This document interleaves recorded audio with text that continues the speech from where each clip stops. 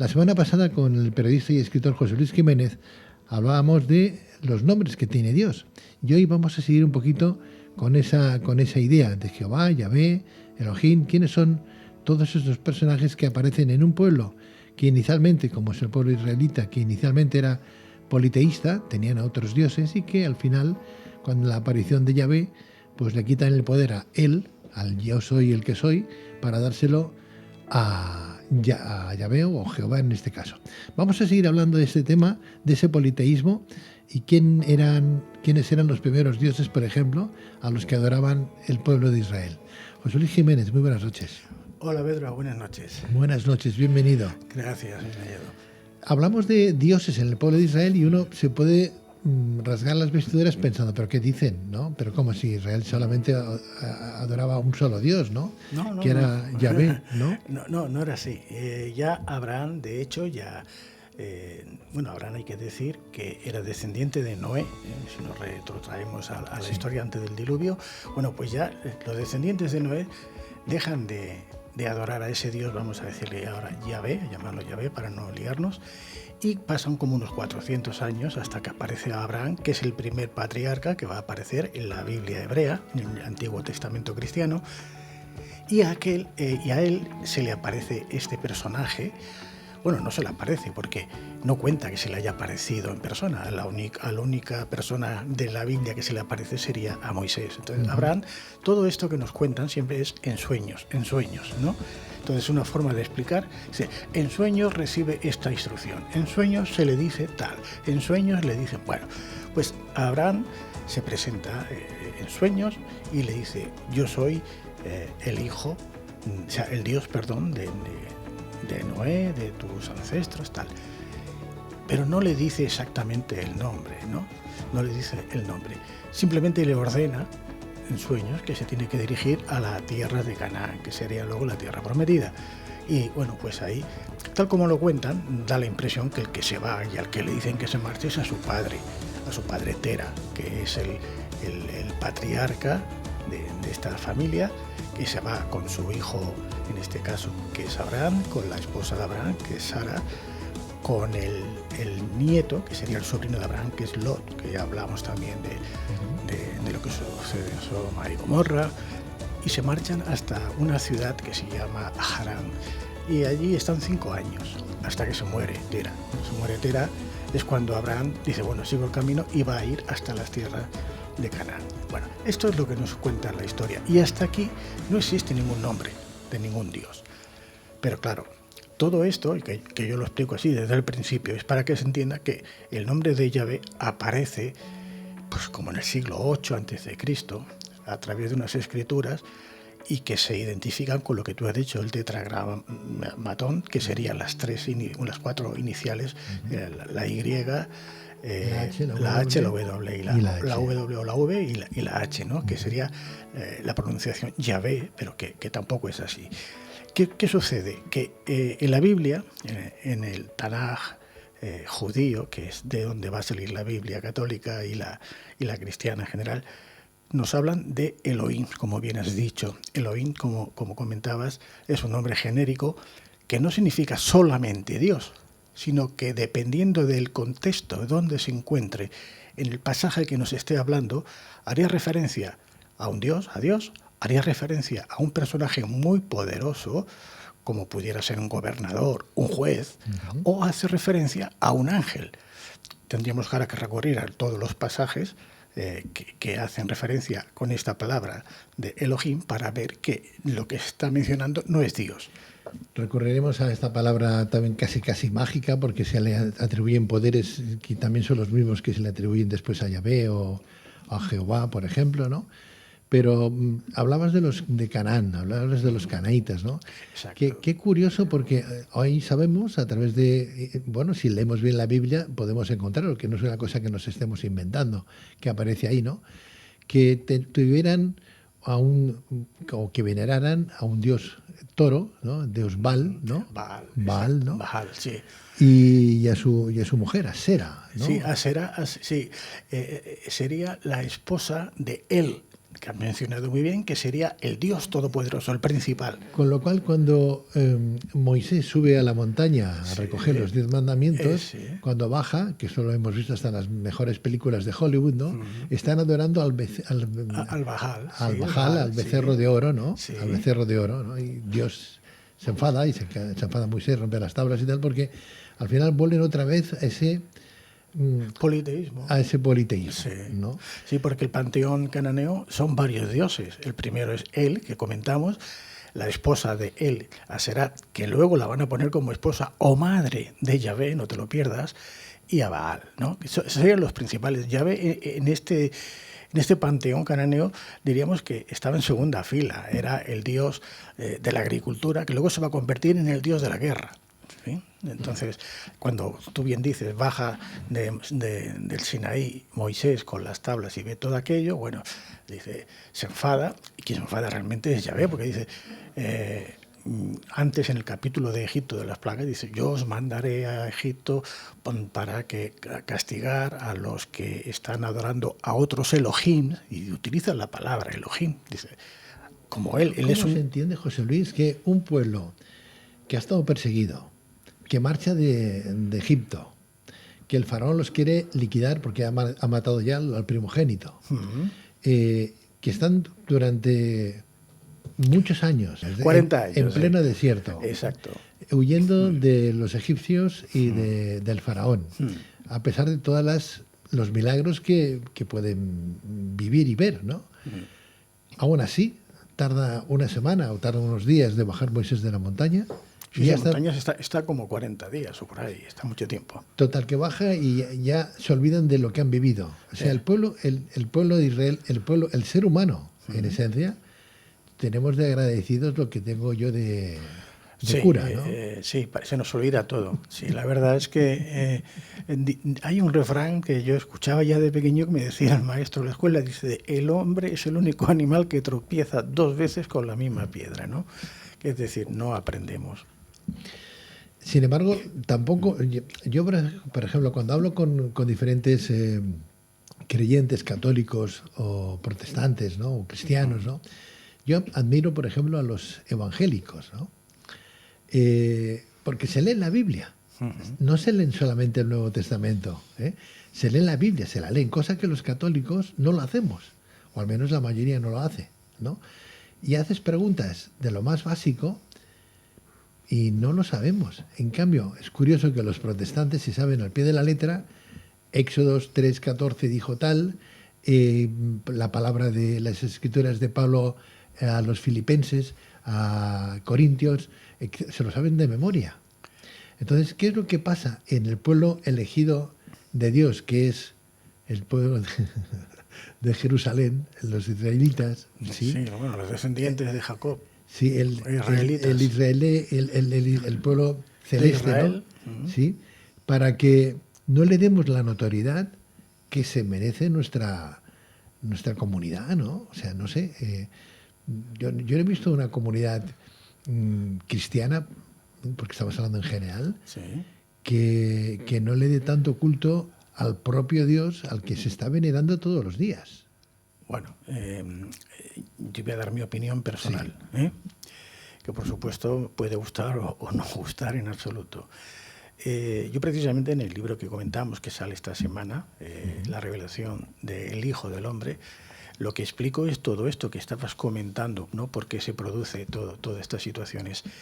Y empiezo desde luego con el Antiguo Testamento, porque creo que hay que conocer lo que sucede antes para poder entender lo que va a venir después. Claro, estábamos hablando de este Yahvé, de este Dios, y lo digo en singular, ¿no? Porque para mí no es el Dios en absoluto, y creo que queda demostrado en todo lo que ya podemos leer en la Biblia. Lo que hay en este Antiguo Testamento son una serie de historias, algunas claramente inventadas, ficción, con el único propósito de crear un proselitismo hacia esa religión, más seguidores, ¿no? Entonces, el hecho de que los católicos, por ejemplo, no se lean todo el Antiguo Testamento no creo que tenga mayor importancia, puesto que la mayoría, no digo todo, pero la mayoría de historias que van a encontrar no tienen nada que ver con el Nuevo Testamento ni con lo que predica Jesús. Es una historia de familias, y perdona que lo diga con estas palabras, casi parece más a una película de gángster, del Padrino y tal, ¿no? Que tiene que matar a aquel para quedarse con lo del otro, entre la propia familia, porque es entre familias, y lo que nos cuentan aquí son guerras entre familias, ¿no? Y encontramos ahí a un Dios totalmente diferente del Nuevo Testamento, un Dios vengativo, malvado, ¿no? Que castiga. Claro, Pedro, pero fíjate que ¿quién le llama a Dios? Le llaman Dios estos señores, estos seguidores de este personaje, que además, dependiendo en qué contexto lo leas, no dice que es Dios, te está diciendo que es el gobernador, que es el poderoso de la zona. Ya comentamos que cuando el Dios principal de este panteón, que era él, cuando tiene que dividir el mundo, tiene 70 hijos, y Yahvé es uno de ellos, y a Yahvé le toca el pueblo de Israel. O sea, lo más pequeñito, ¿no? Y además, dice, bueno, mira, para que si tú quieres esto, yo te voy a dar la tierra pero vas a tener que hacerme esto, vas a tener que darme tal. Realmente es un Dios cruel, de la guerra, no tiene nada de benévolo ni de amoroso, y siempre está con el miedo y el castigo, o sea, que quiere controlar a todos. Todo lo contrario al Nuevo Testamento. Claro, no tiene nada que ver. Entonces, por eso digo que a mí no me parece mal en absoluto, porque te lía más la cabeza. Si alguien no entiende, porque para leer la Biblia, sobre todo en el Antiguo Testamento, hay que leer entre líneas y hay que hacer unos análisis tremendos para intentar entender lo que se quiere decir. Como si fuera una novela. Bueno, no exactamente así, porque no tiene un guión tampoco muy... Entonces, es muy complicado, porque además, y no sirve para nada, exceptuando las consignas o te diríamos los mensajes que realmente tengan algún valor, todo lo demás es paja, para mí, en mi opinión. Entonces a mí es más, tendría que desaparecer del cristianismo, del catolicismo, del Nuevo Testamento, o sea, dentro de lo que es la religión católica, tendría que desaparecer el Antiguo Testamento como parte de aquí, porque no tiene nada que ver, en absoluto. Complica más. Repito, es mi opinión. Lo complica, porque si acudimos a los dogmas de fe, uno piensa, bueno, yo me quedé con Adán, Eva, Caín y Abel. Claro. A mí nunca me hablaron de Set, el tercer hijo, que apareció ahí cuando Caín mató a Abel. Nora, que es la otra hija después de Set, ni cómo la persiguen en este caso los Elohim, que la quieren violar, ni toda una serie de cosas que, claro, que casi nadie lo sabe, a menos que te pongas a leer y dices, sí, pero ¿qué tiene que ver todo esto? Porque además, y perdona, y cabo, todas estas historias están recogidas de otra historia, de otro libro, mucho más anterior, más antiguo, que es el que que vamos a encontrar en la biblioteca de Ashurbanipal en 1915, que es de los dioses de los panteón sumerio, de los Anunnaki. Y aquí nos habla de esa creación del ser humano y nos habla de todo esto que van a copiar estos judíos, los israelitas, como te digo, en el siglo VIII antes de Cristo, cuando ya en el cautiverio de Babilonia, cuando realmente empiezan a completar ya lo que sería el Antiguo Testamento, el Tanaj, ¿no? Entonces necesitan rellenar todo aquello y toman esta información, el diluvio universal. Esto es la historia de Gilgamesh, la epopeya de Gilgamesh, que se cuentan en estas tablillas sumerias. Entonces todo esto, además, como tenemos información contrastada, porque son documentos escritos, que son las tablillas sumerias, escritas como 6.000 años antes, pues hombre, está muy claro, es un plagio mal, pero es un plagio mal hecho, pero es un plagio además. O sea que encima se lo inventan parte de aquella historia para rellenar. ¿Y qué pasa? Que luego en el cristianismo necesitan poner también más cosas y te cogen el Antiguo Testamento. Digo, vaya hombre, ya lo acabamos de arreglar. Por eso te decía yo antes que para mí el Antiguo Testamento, lo que es la parte de la Biblia, confunde, claro, no ayuda en absoluto a un cristiano. Aunque la ciencia y la historia, la antropología está descubriendo esqueletos de gigantes, ¿no? Esqueletos de gigantes que incluso hasta el siglo pasado habían gigantes viviendo con nosotros. Los nefilín de la Biblia, sí. Los hijos de Elohim, son los Ben Elohim que se van a unir con las hijas de los hombres, van a copular, fíjate, ya habían hombres, ya habían y hijas. Y crecen de gente normal. Bueno, en principio las hijas de los hombres se unen con los ángeles rebeldes, ¿no? Bueno, estos son los hijos de Elohim, que serán los caídos en la Biblia católica. Eso es. Estos son los caídos que y van a tener... a los gigantes. Claro, van a tener hijos con las mujeres y entonces nacen los nefilins, que le llaman, que son los gigantes, dicen, de la antigüedad. Que se hacía, como te decía, para crear un proselitismo, aquello de aumentar el prodigio, lo que se había hecho para conseguir más adeptos, ¿no? Entonces, esto es lo que hacen los escribas hebreos en sus primeros escritos. Empiezan a explicar las historias, que si en sueños le dice, que el otro le cuenta, pero no hay nada, no hay ninguna prueba. De hecho, yo la única prueba física que he encontrado de la existencia de los judíos en Egipto, puesto hasta que se duda de la existencia de Moisés, es una placa que hay, ¿no? Una estela que es del año 1232 a.C., en la que se habla cómo el faraón gana una batalla a los israelitas en Canaán. La batalla de Canaán se llama, ¿no? Entonces, en esta estela de esta época es la única referencia física y por escrito que hay de los israelitas en Egipto. No hay nada más. Ni se habla de Moisés, ni se habla de nada más. Entonces, tenemos que creer, o no, pero tenemos que creer lo que nos cuenta la Biblia hebrea en Éxodo, como si todo fuera así. Pero claro, dices, tú antes lo has dicho muy bien, 40 años en el desierto, en el Negev. 40 años en el Negev, ¿para qué?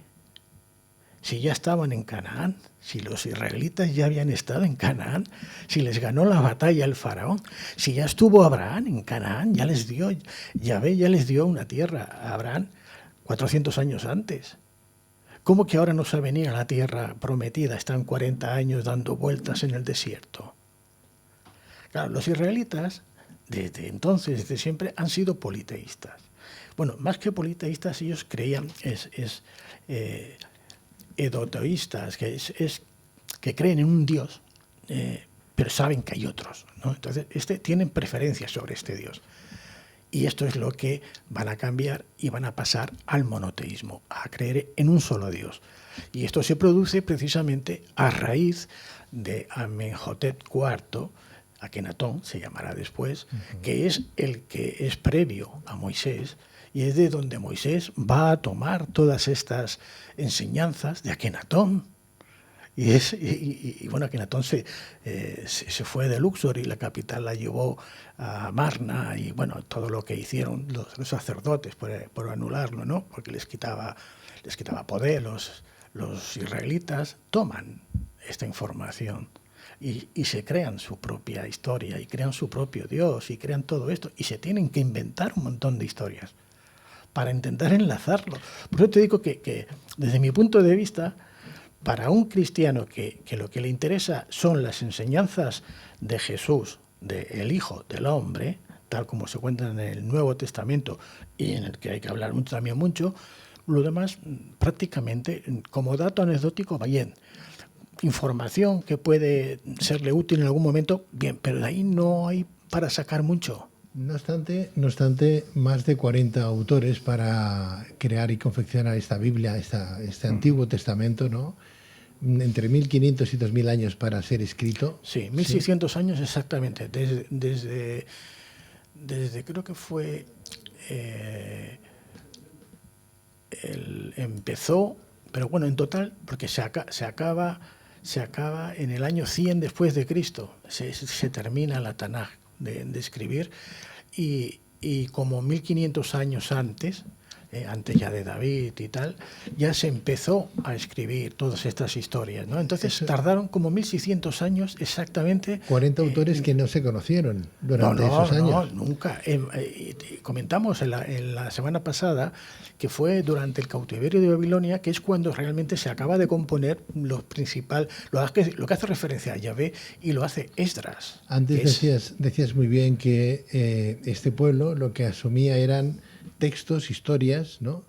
Hablabas de Gilgamesh, por ejemplo, ¿no? Sí, de los sumerios, ¿no? Sí. Sumerios babilónicos.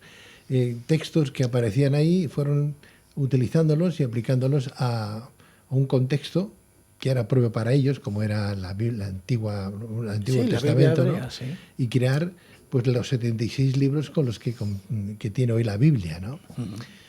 Claro, más de 1600 años de antigüedad, o sea, tardaron en crearla, más de 40 autores. Pero fíjate que antes decías, es que utilizaban cosas anteriores. Yo he buscado, por ejemplo, bueno, tenemos un doctor, el doctor Jogari Pujol, Sí. es un gran exégeta sobre el tema que hoy nos ocupa, y él nos viene a decir lo que tú estás diciendo, ¿no? Que se copiaron muchos textos, Sí. muchos cuentos, ¿no? Sí, exacto. Les cambiaron, pues no sé, May Tusquet, que era la Virgen María, por la Virgen María, ¿no? Y así, muchos nombres, ¿no? Pero yo, por ejemplo, buscando, porque haces, dices, voy a averiguar, teniendo ese Google tan fantástico en casa, y pones, ¿de dónde proviene el Espíritu Santo? Por ejemplo, ¿no? Esa paloma mensajera, ¿no? ¿Y qué era el Espíritu Santo? Bueno, una cosa es lo que era, pero ¿cuál es el origen? ¿De dónde viene? Porque todo tiene un porqué, ¿no? Y esa paloma y ese origen, y no aparece el origen por ningún lado. O sea, es una cosa nuestra muy particular. En el Nuevo Testamento, a partir del Pentecostés, Sí. es cuando aparece esa forma que se le da. Esto es una creación posterior, es una forma para representar físicamente algo que no tiene una forma física. Y se utiliza la forma de la paloma. Por eso yo te he dicho antes que cuando hablemos del Nuevo Testamento de Jesús, ahí nos tenemos que amarrar también los machos, porque hay mucha cosa que se ha modificado, se ha incluso manipulado, se puede decir en algún sentido, ¿no? Sin embargo, como ese espíritu, esa llama, ¿no? O esa vibración o ese aliento divino, en los hebreos, el ruach, por ejemplo, el neuma en los griegos, ¿no? Sí, el espíritu. Ese espíritu que representa la paloma, sí que viene apareciendo como tal, como esa esencia divina, y que los cristianos utilizaron pues para decir, no podemos darle una figura, una forma a Dios, pero la paloma representa el espíritu que fomentará que la Virgen María en su momento haya quedado embarazada gracias efectivamente, a ese ruaj. Claro, esto se crea, lo dijimos también, creo, la semana pasada, creo que lo dije, en el Concilio de Nicea, en el 325. Es aquí donde se va a crear todo esto, ¿no? Es el credo niceno que se dice. ¿Por qué? Porque se necesita. Luego, posteriormente, pues vamos a ver que como Jesús dicen que es Dios que se hace hombre y tal, y luego necesitan que Jesús, pues su madre también sea una especie de diosa. Dice la madre de Dios, la Teotocos, que entonces en el Concilio de Éfeso, en el 431, por real decreto diríamos hoy día, ¿no? Los ministros se reúnen por real decreto, aunque no haya mayoría, decimos que María a partir de ahora es virgen, ¿no? Y es la madre de Dios. Se hizo así, realmente esto se hizo así. Que no se entiende, porque si claro, tuvo Jesús de nacer, tuvo un parto sin dolor o con dolor como cualquier mujer, porque para eso era una mujer, ¿no? Tuvo un parto, evidentemente. Pero claro, es que a veces la biología se rompe cuando hablamos de argumentos es que, entre fe, ¿sabes qué pasa? Que y... cuando tú quieres hablar, ya no digo discutir, pero sobre este tema con alguien que se basa solo en los dogmas de fe, lo tienes perdido. No puedes. Lo tienes perdido porque se agarran al dogma de fe y de ahí no salen. Entonces ya no puedes avanzar, ¿no? Porque, a ver, no estamos hablando de lo que representa Jesús, de lo que representa Dios, no hablamos de eso, no, hablamos de hechos históricos, además, que se pueden comprobar, no todos, pero siempre hay alguna evidencia que te acerca a la verdad. Bueno, los propios evangelios, el propio Jesús tenía hermanos, Santiago, su hermano, lo dicen, ¿no? En cambio, ¿por qué ese afán de decir que Jesús era hijo único, que su madre era virgen? Los hermanos vendrían de la propia madre, ¿no? Claro, de Jesús, de la Virgen María. Claro, Santiago, que fue el primer obispo de Jerusalén. Y estaba casada, la Virgen María estaba casada. Con José. Bueno, entonces, claro. José, ¿qué pasaba ahí? Quiero decir que... Bueno, es que ahí... Es que hablar de estos temas nos van a excomulgar. No, porque yo todo eso lo explico en este libro. Mil disculpas. Pero me permitirás, me perdonarás que no lo explique todo. No. Pero lo explico. Doy todas las razones que además hoy día, en el siglo XXI, no creo que a nadie le extrañe ni le llame ni nada. Bueno, no la persona que no quiera abrir los ojos, que no quiera escuchar, que se tape los oídos, pues esa persona una cosa es el mensaje, que no ponemos duda que esté No, fantástico y al que contrario. ojalá todo el mundo siguiera el mensaje crístico, ¿no? Claro. Y otra cosa es pues la forma natural de entender la vida, ¿no? Porque estamos hablando de que la Virgen María era una mujer, una señorita, soltera o casada, en su momento, porque se casó posteriormente, sí, ¿no? en principio estaba soltera. Eso es, ¿no? Sí. Y bueno, que tuvieron que marcharse de la ciudad para que no fuera apedreada ella. Sí, claro, bueno, porque en principio, según la ley y según las costumbres, pues tenía que ser apedreada, como tú dices, ¿no? Repudiada y apedreada. O sea, que tú imagínate, ¿no? De ahí el matrimonio con José. Claro, entonces, y volvemos a las historias que ya utilizaban, que les funcionó muy bien a los israelitas con la Biblia hebrea en el Antiguo Testamento. Dice, y se le aparece en sueños el ángel, el Dios y el tal, y le dice. Todo es así, ¿no? Porque claro, si dicen, no, y es que mira, el hombre se lo pensó y dijo, oye, mira, pero esto es una barbaridad, ¿por qué la voy? Si yo la quiero o tal, o pues entonces todo eran en sueños, ¿no? Hay que ponerse en situación, ¿eh? Sí. O sea, podemos... La historia, como la quieres ver desde la distancia, estás perdido, porque Claro. nunca serás ecuánime, nunca podrás decir o representar lo que en aquel momento se estaba viviendo. Es como tú y yo estamos en este estudio. Alguien puede contar lo que aquí había en este estudio dentro de 200 años, ¿no? Porque yo qué sé, pero no será lo mismo que si hubiera alguien aquí, estuviera en nuestro lado. Efectivamente. Entonces hay que contar la historia desde ese punto de vista, ¿no? Desde la o, gente que la vivió. O ponerte tú en ese lugar, intentar ponerte tú y decir, ¿qué hubiera hecho yo en estas circunstancias para entender aquello? Porque los hombres, las personas, no hemos cambiado tanto en miles de años, ¿eh? Prácticamente seguimos siendo igual en casi todo. La Virgen María tuvo más hijos. Sí, total, 8. 8 hijos más. Claro, estaba Jesús, Santiago, José, Judas, eran 5 varones y 3 hembras. Pero bueno, todo esto ya iremos avanzando, ¿no? Es que en aquella época lo normal eran tener 8, 10, 12 o 14 hijos. No es que fuese una cosa extraña, porque cuanto más hijos se tenía en la familia, más rica era la familia. Más, entonces sí. Era algo lógico y normal, ¿no? Es que cuando hablemos de Jesús, porque es que Jesús es único, es el personaje principal de esta humanidad, por lo menos de esta civilización, ¿no? Veremos que es algo que realmente no era solo humano, ya eso sí que te lo adelanto, ¿no? Entonces, por eso entenderemos muchas cosas que sucedió y que hizo, ¿no? Pero yo siempre, y por eso digo, hay que ir al principio, al origen. ¿Por qué se hacen tal o cual cosa? Porque hay un origen que provoca esto. José Luis, hay dos Jesuses en la historia. Hay un Jesús crístico y hay un Jesús histórico. Claro. Y el mítico.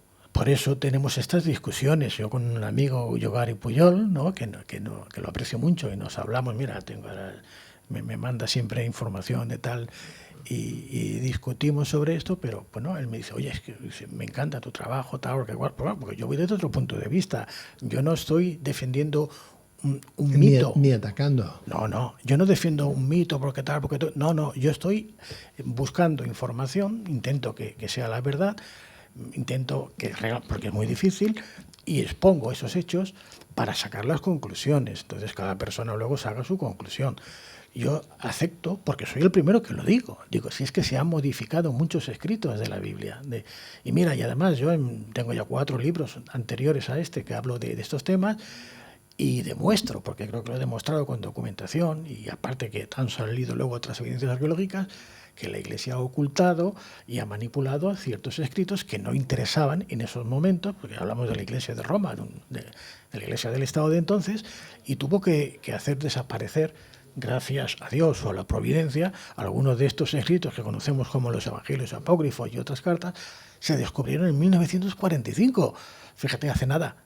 O sea, casi 2000 años después, ¿no? Porque lo habían destruido. Y claro, hasta entonces o se creían lo que decían los evangelios canónicos o tú no Claro, si tú... Los otros no interesaban. Si no podías demostrar que existía una información distinta, que no era exactamente lo que se decía y que te daba un abanico más amplio para conocer el personaje y el momento de la historia, pues este tío es un loco o en la Edad Media, ¿no? Es un hereje que hay que quemarlo.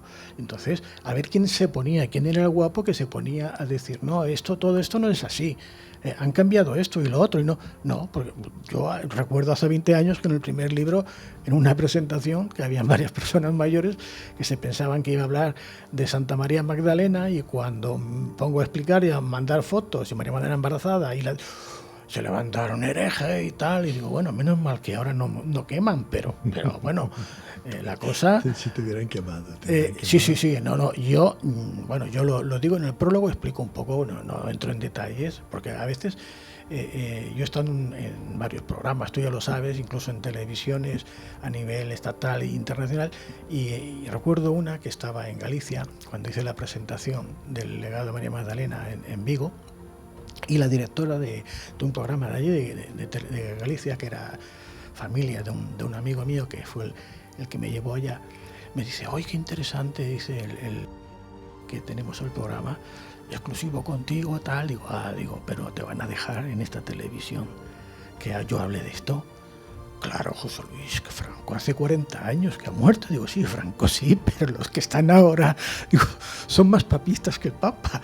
Digo, yo encantado, yo vengo y hablo y explico lo que quieras. Digo, pero asegúrate que puedo. Sí, claro. Bueno, pues nada. Llega el jueves y me dijo que me mandaba el billete de avión y no lo recibo, y llamo a mi amigo y digo, oye, que tu tía no me ha mandado el billete de avión. Calla, José Luis, que se ha despedido de la televisión, ha discutido con el jefe de programación, que eso no era imposible, que cómo te va a llevar a ti ahí, que esto, que no sé cuánto. Dice, total, que discutió y se marchó.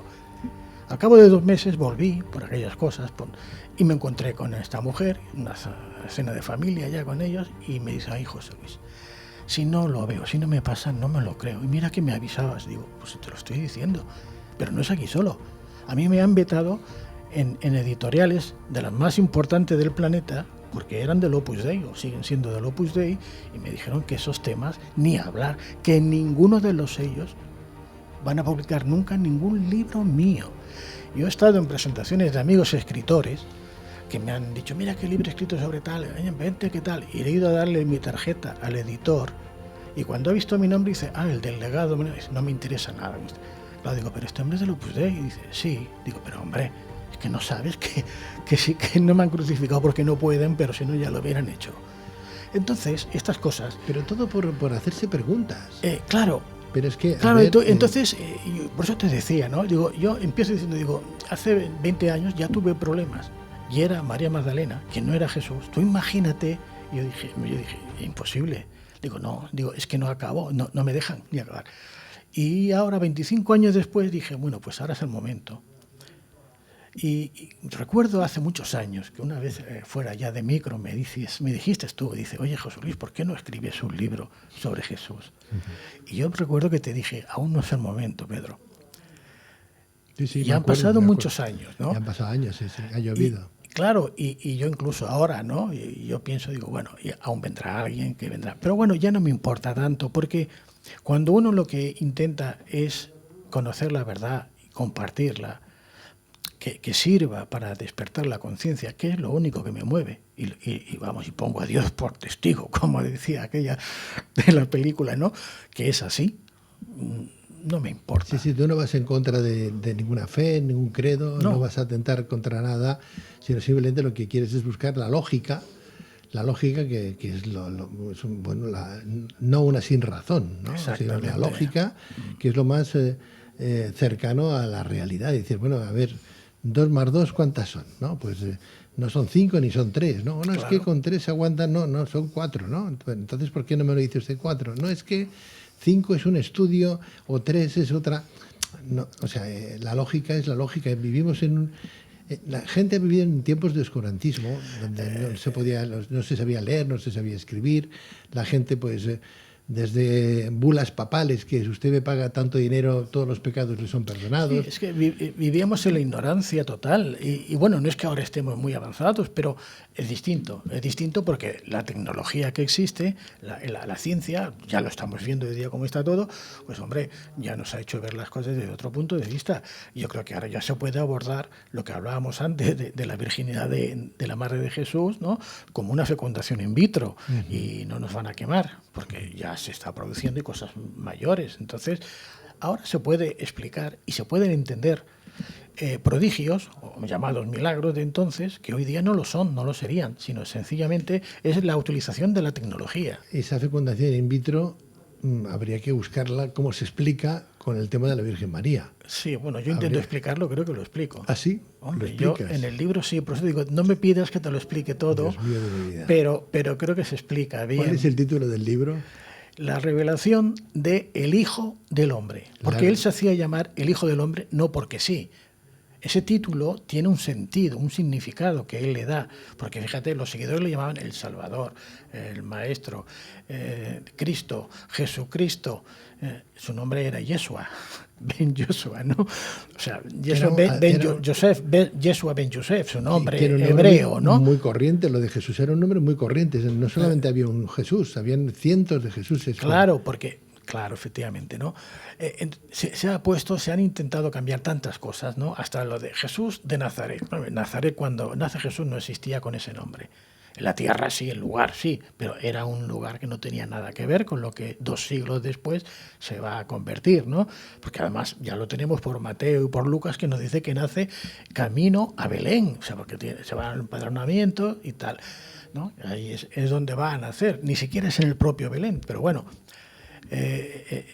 Ahora no voy a entrar en todos los detalles, que los explico en el libro para que el lector sepa por qué, de dónde vienen las cosas. Lo de Jesús de Nazaret es una mala traducción, como otras que vamos a encontrar, de Jesús el Nazareo o Nazarita, porque él pertenecía a una subsecta, por decirlo así, de los esenios, que ya los esenios tampoco existían. 200 años antes de Jesús ya esa secta prácticamente ya no existía. Y esta eran los nazareos o nazaritas, a la que él pertenecía, que tenían entre alguna de estas, vamos a decir, cualidades, la de dejarse el pelo largo, la barba, una serie, como si fuese una promesa cuando hacemos aquí los cristianos, voy a hacer una promesa así tal, bueno, pues para que se entienda, ¿no? ¿Por qué lo digo? Entonces se tradujo mal.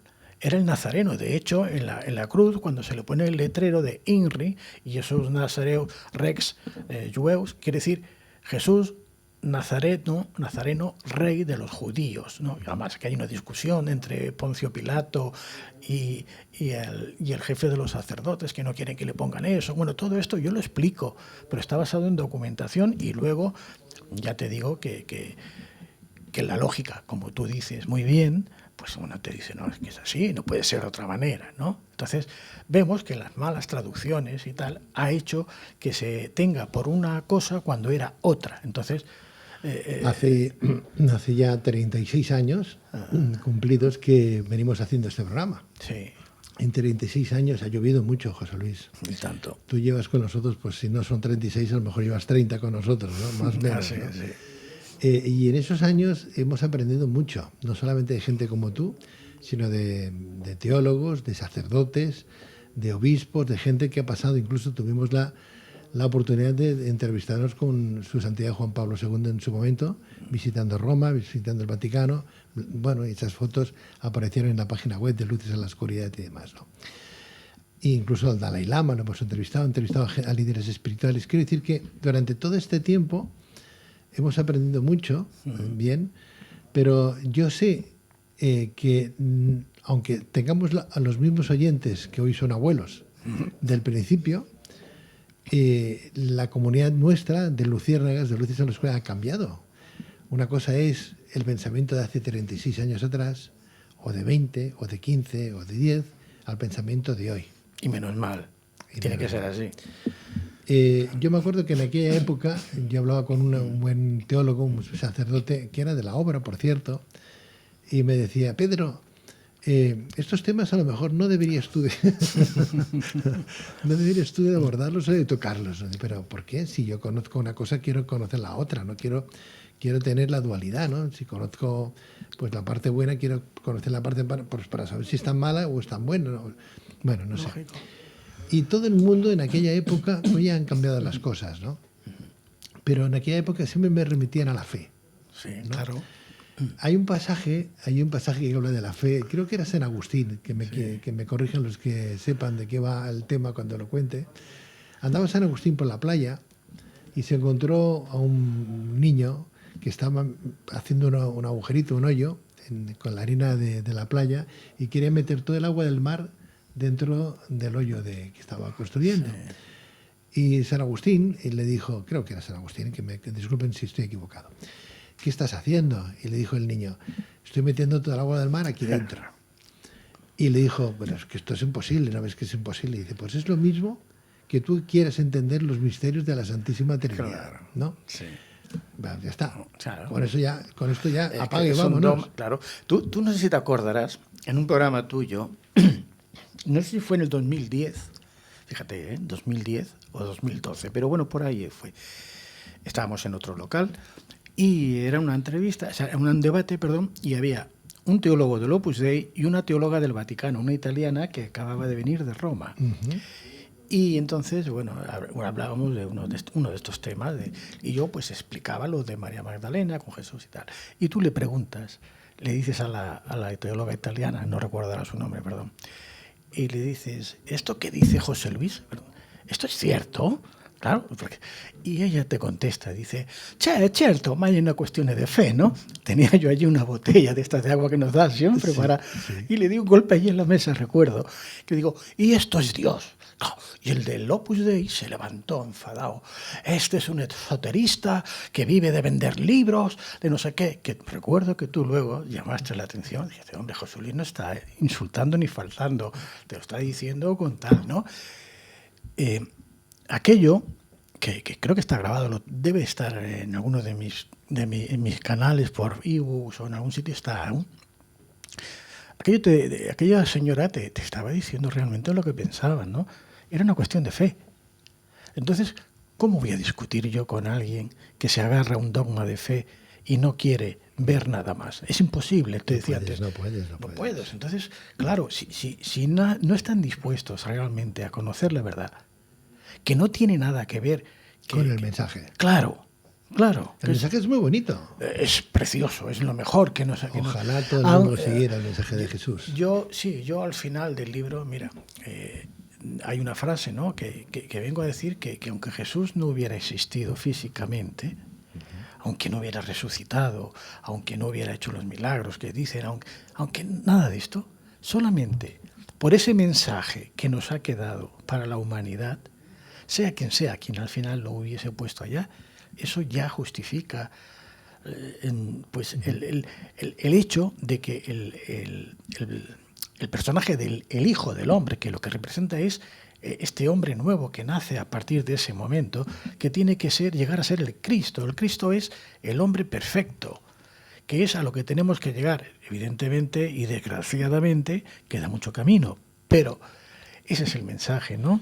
El del amor, el del perdón, el de... Todo esto, eso es lo importante, más que toda la historia, cómo se produjo, cómo tal. Es mi forma de pensar y así lo entiendo, ¿no? La historia, y además la historia siempre está contada por los vencedores. Claro. No por los perdedores. Con lo cual los perdedores, por ejemplo, también tendrían su historia. Y tendrían otra forma de entender y explicarlo, seguramente. Claro que sí. José Luis, ¿cómo se titula el libro que vamos a leer dentro de 2 días? Pues la revelación de El Hijo del Hombre. La revelación del Hijo del Hombre en Amazon por José Luis Giménez. José Luis, ¿nos vemos dentro de nada? Pues cuando tú quieras, Pedro. Hablamos la semana que viene de, no sé, de algún avatar, por ejemplo, o de algún escriba que nos haya dejado algún libro que casi sea imposible de leer. Yo sé quién te gusta a ti, ya sé por dónde vas. Enoch. ¿Vamos a él? Vamos a él. La semana que viene hablamos de Enoch. Venga, buenas noches, José. Buenas noches, Pedro. Buenas noches.